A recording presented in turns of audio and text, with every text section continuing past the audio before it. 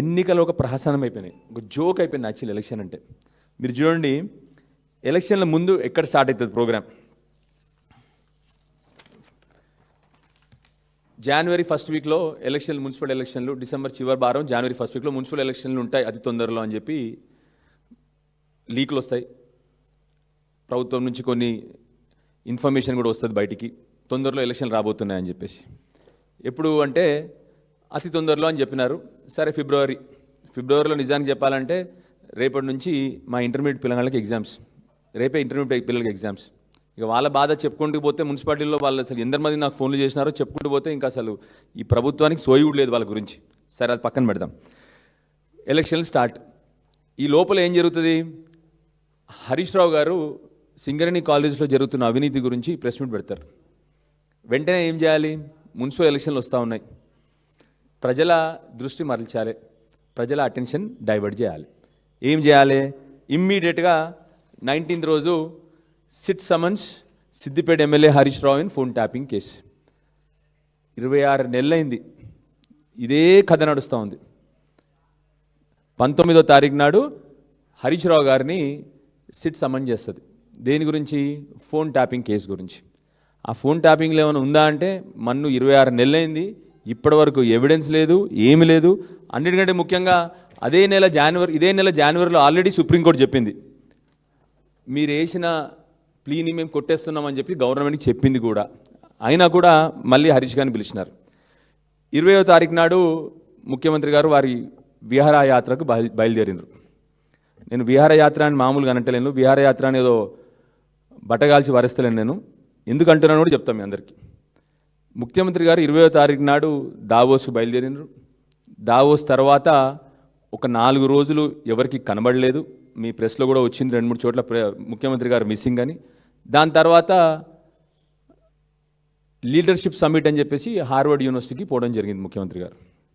నేను ఎందుకు దీన్ని కేవలం విహారయాత్ర అని ఎందుకంటా ఉన్నానంటే, ఈ 14 రోజులు 12 రోజుల గురించి ముఖ్యమంత్రి గారు, ఒక బాధ్యత గల ముఖ్యమంత్రి గారు, రాష్ట్రానికి ముఖ్యమంత్రి అయినటువంటి రేవంత్ రెడ్డి గారు ఇప్పటి వరకు కూడా దావోస్లో ఏం పెట్టుబడులు తీసుకొచ్చినారు, లేకపోతే దావోస్ నుండి మన రాష్ట్రానికి జరిగిన లాభం ఏంటి అని చెప్పి ఇప్పటి వరకు కూడా ముఖ్యమంత్రి గారు కానీ, వారి మంత్రిత్వ శాఖ నుంచి గారున్నా కానీ, ఇండస్ట్రీస్ మినిస్టర్ అయినటువంటి శ్రీధర్ బాబు గారు కానీ, ఏ ఒక్కరు కూడా ఇప్పటి వరకు దావోస్ నుండి తెలంగాణ రాష్ట్రానికి వచ్చిన లాభం గురించి కానీ, తెలంగాణ రాష్ట్రానికి వచ్చిన పెట్టుబడుల గురించి కానీ ఇప్పటి వరకు ఒక్కరు కూడా ప్రెస్ మీట్ పెట్టలే, పోనీ ప్రజల ముందల ప్రజెంటేషన్ ఇవ్వలేదు.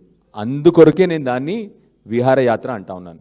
ఆ తర్వాత 3-4 రోజులు మిస్సింగ్ ఉన్నారు, అది వారి విజ్ఞతకు వదిలేద్దాం, మనం దాని గురించి మాట్లాడాల్సిన అవసరం లేదు. ఆ తర్వాత హార్వర్డ్లో కూడా ఏం నేర్చుకున్నారు?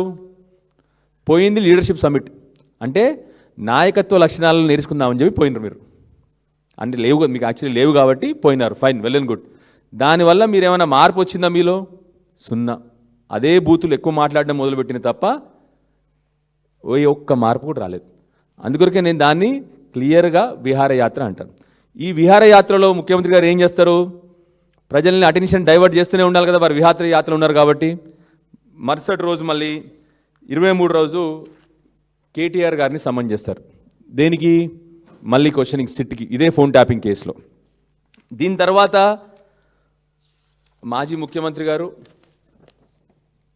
మా తెలంగాణ జాతిపిత, తెలంగాణ సాధించిన నాయకుడు కేసీఆర్ గారికి నోటీసులు. అవి కూడా నోటీసులు ఎట్లా ఇస్తారు? రాజ్యాంగానికి విరుద్ధంగా. మీరే అంటారు కేసీఆర్ గారు ఫామ్లో ఉన్నారని మీరే అంటారు. దాన్ని ఎక్కడ పెడతారు మీరు?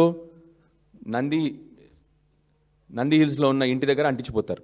కేసీఆర్ గారు నందిగిరి హిల్స్లో ఉన్న నందినగర్, మీరే అంటారు కేసీఆర్ గారు ఫామ్లో ఉన్నారని.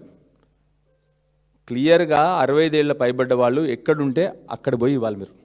సరే, దాన్ని కూడా డైవర్షన్ పాలిటిక్స్లో భాగంగా చేస్తారు.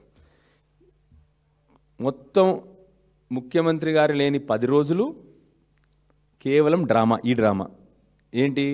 ప్రజల దృష్టి మరచాలి, వీళ్ళేదో సింగరేణి మైన్స్ గురించి జరిగిన స్కామ్ గురించి వీళ్ళు మాట్లాడుతూ ఉన్నారు. దాని గురించి ఇప్పటి వరకు ముఖ్యమంత్రి గారు కానీ, వారి మంత్రివర్గం కానీ ఇప్పటి వరకు జవాబు ఎవరు కూడా. ఏం చేయాలి? ప్రజల దృష్టి మరచాలి. సో ఎలక్షన్ ముందంతా ఇది జరుగుతుంది. మళ్ళీ ఎలక్షన్ ఎట్లా, ఇవాళ సాయంత్రం రాత్రి నోటిఫికేషన్, మరుసటి రోజు పొద్దున నామినేషన్లు స్టార్ట్. మున్సిపల్ ఎలక్షన్ అంటే ఇప్పటికి కూడా మన తెలంగాణ రాష్ట్రంలో 45% మంది హైదరాబాద్ సిటీ ఉన్న పట్టణాలలో ఉంటా ఉన్నారు. 45% మంది ఇవాళ, అంటే ఒక 40% మంది బ్రతికే మున్సిపాలిటీలలో కానీ హైదరాబాద్ సిటీలో కానీ. అలాంటిది ఒక ముందు రోజు నోటిఫికేషన్ ఇచ్చేసి మరుసటి రోజు పొద్దున్న నుంచి నామినేషన్లు. ఎన్ని రోజులు మొత్తం? కేవలం వారం రోజుల్లో మొత్తం ఎలక్షన్ అంతా యాక్టివిటీ అయిపోవాలి, మున్సిపల్ ఎలక్షన్స్. అది కూడా ఏం చేస్తారు, మళ్ళీ ముఖ్యమంత్రి గారు 2వ తారీఖున రిటర్న్ వస్తారు. ముఖ్యమంత్రి గారేమో వారు అతి తెలివి తెలుసు కదా మీకు. మళ్ళీ గ్రామ పంచాయతీ ఎలక్షన్స్ ఉంటేనేమో మున్సిపాలిటీల్లో మీటింగ్లు పెట్టి చీరలు పంచి మున్సిపాలిటీలలో మాట్లాడతారు. ఇప్పుడు మున్సిపల్ ఎలక్షన్స్ ఉన్నప్పుడు మున్సిపాలిటీ పక్కన పోయి, మున్సిపాలిటీ అవుటర్ రీజన్స్లో పోయి మీటింగ్లు పెట్టి మాట్లాడతారు, మళ్ళీ గవర్నమెంట్ అఫీషియల్ మీటింగ్స్ అని చెప్పేసి. సరే, ఏమంటారు రాగానే? ఫస్ట్ ప్రజల దృష్టి ఎట్లా మరుస్తారు చూడండి. 9,000 crore Rythu Bharosa municipal election అయ్యగానే ఇస్తాము. మిమ్మల్ని ఎవరు ఆపారు ఎలక్షన్లు అప్పుడు ఇవ్వద్దని చెప్పేసి? మేము ప్రభుత్వంలో ఉన్నప్పుడు 23లో ఎలక్షన్ టైంలో ఇవ్వకూడదని మీరే కేసు పెట్టారు. మేము మాత్రం ఆపలేదు మిమ్మల్ని ఏ రోజు కూడా. దయచేసి మున్సిపల్ ఎలక్షన్ టైంలో కూడా ఇవ్వండి అని చెప్పినాం మేము. మీరే వచ్చి మున్సిపల్ ఎలక్షన్ అయిన తర్వాత రైతు భరోసా అని చెప్తారు. ఇప్పటికి కూడా మున్సిపల్ ఎలక్షన్ అయిపోయి 14 రోజులు అవస్థ ఉంది, ఇప్పటికి కూడా దాని గురించి ఏమాత్రం మాట్లాడలేదు. నెక్స్ట్ ముఖ్యమంత్రి గారు ఏం మాట్లాడతారు? జాతిపిత ఎట్లయితాడు? ఆయన మాట్లాడిన మాట నేను మాట్లాడలేను, ఎందుకంటే నా సంస్కారం కూడా ఒప్పుకోదు. ఆయన మాట్లాడిన భాష, ఆయన మాట్లాడిన విధానం. మళ్ళీ ఒకసారి ఇవాళ రేవంత్ రెడ్డి గారికి చెప్తా ఉన్నాను, మీరు ఎన్ని డైవర్షన్లు చేసి ఎన్ని బూతులు మాట్లాడినా, ఎస్, ఈ జాతికి, తెలంగాణ జాతికి జాతిపిత కేసీఆర్ గారే, అందులో డౌట్ లేదు. తెలంగాణ సాధించిన నాయకుడు కేసీఆర్.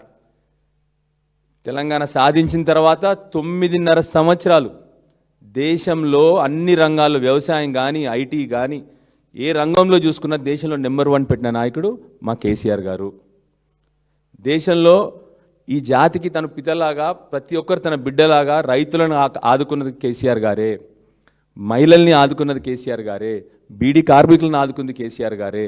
అట్లా చెప్పుకుంటూ పోతే అన్నీ కేసీఆర్ గారు చేసినారు. సో దయచేసి మీరు ఎలక్షన్లో, ప్రతి ఎలక్షన్లో ఈ మూర్ఖత్వ మాటలు ఆపేసేయండి, అది జరుగుతుంది. నెక్స్ట్ ఒక మీటింగ్లో ఏమంటాడు? ఎంత దుర్మార్గం అంటే, ఒక డాక్టర్గా ఇవాళ బాధపడతా ఉన్నాను. బీజేపీ బీఆర్ఎస్ వీణావాణి బాండ్ లాగంట. మీ అందరికి వీణావాణి గురించి తెలిసి ఉండాలి, ఎందుకంటే వెరీ రేర్ కంజాయింట్ ట్విన్స్ అంటాం వాళ్ళని. కంజాయింట్ అంటే ఇద్దరు శరీరాలు అతుక్కొని ఉండే ట్విన్స్. వాళ్ళిద్దరిని బీజేపీ అని చెప్పేసి, బీజేపీ బీఆర్ఎస్ పార్టీ కలియుగ వాళ్ళలాగా అని చెప్పేసి వాళ్ళని కించపరుస్తూ, వాళ్ళపైన మీకు యాక్చువల్లీ ఎంపతి ఉండాలి, కరుణ ఉండాలి వాళ్ళ వైపు నుంచి. వాళ్ళిద్దరు, మళ్ళీ ఆ ఇద్దరు అమ్మాయిలు అంత కష్టంలో కూడా కష్టపడి చదువుకొని డిగ్రీలు ఫినిష్ చేసిన అమ్మాయిలు వాళ్ళిద్దరు. వాళ్ళ గురించి కూడా ఇంత నీచంగా మాట్లాడిన ముఖ్యమంత్రి ఎవరన్నా ఈ రాష్ట్రంలో ఉన్నారు, ఈ దేశంలో ఉన్నారంటే అది కేవలం రేవంత్ రెడ్డి గారే. అదైపోయిన తర్వాత ఇది చూడండి, Kishan Reddy adopted son of KCR. Kishan Reddy గారంట కేసీఆర్ గారి దత్తత పుత్రుడు. మరి 26 నెలలైంది, ఎప్పుడు మాట్లాడేందుకు ఇవన్నీ? ఎలక్షన్లు వచ్చినప్పుడు ఈ పిచ్చి కూతలు, పిచ్చి మాటలు ప్రజలకు తెలీదా? ఇప్పటి వరకు మీ స్కాములు 10 స్కాములు బయటపెట్టినాము, మీరు చేసిన స్కాములన్నీ బయటపెట్టినాము, మీ బామర్ది చేసిన స్కాములు బయటపెట్టినాము. ప్రధానమంత్రి గారే స్వయంగా వచ్చి ఇక్కడ రేవంత్ రెడ్డి, రాహుల్ గాంధీ ట్యాక్స్ కలెక్ట్ చేస్తా ఉన్నారని చెప్పేసి ప్రధానమంత్రి గారు చెప్పారు. ఇక్కడ ఉన్న మంత్రివర్యులు పొంగులేటి శ్రీనివాసరెడ్డి గారి మీద ఈడీ రేడ్ అవుతుంది, ఇప్పటివరకు దాని గురించి డీటెయిల్స్ రావు.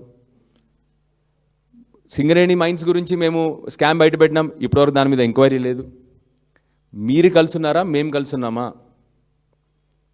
దయచేసి ఆలోచించాలి రేవంత్ రెడ్డి గారు అని చెప్తా ఉన్నాను.